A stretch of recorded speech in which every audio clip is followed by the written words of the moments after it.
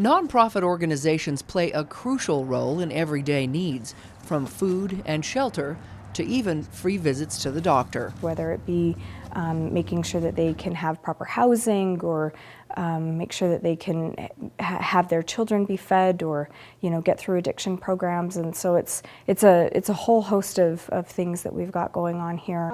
Over 6,000 nonprofits in Utah help fill essential needs that government or other public entities cannot.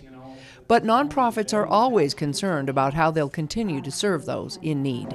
The Utah Nonprofits Organization helps keep those organizations afloat through networking and education. To effectively write grants, or to effectively manage a fundraising plan, to make sure that the outcomes of the organization, of the programs at the organization are achieved. The UNA's second annual Community Impact Summit joins together those working in those nonprofit organizations in southern Utah so they might network and learn from each other. If you know something that somebody else in your collaborative group doesn't know or needs to know, don't get in that mindset of this is mine, I'm not going to share it.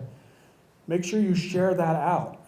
And as these nonprofits partner together, their impact is greater. It reduces redundancy in program, redundancy in service, redundancy in organization. Members invited to be on a panel all agreed a shortage of funding is typically the problem for most nonprofits, but government is not always the answer. I just feel like if we had more nonprofit organizations that start as a business and then they become social entrepreneurs and have a side nonprofit, it will help to take and ease maybe some of the burden that some of our businesses feel as they're being tapped out all the time by so many wonderful nonprofit organizations. I see many faces I know, and many of us are contributing to the same organizations. So I do worry about, do we tap the same people all the time? Not only for money, but for time and talent. And since much of the money nonprofits apply for come from federal government grants, the organizations were encouraged to apply with their solutions to their problems first.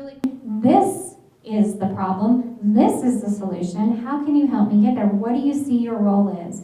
And then matching your needs and activities to their role rather than trying to cram a government solution into your solution. Utah ranks #1 in the nation for volunteerism. That's a good thing for nonprofits who are dependent upon volunteers to fulfill their missions.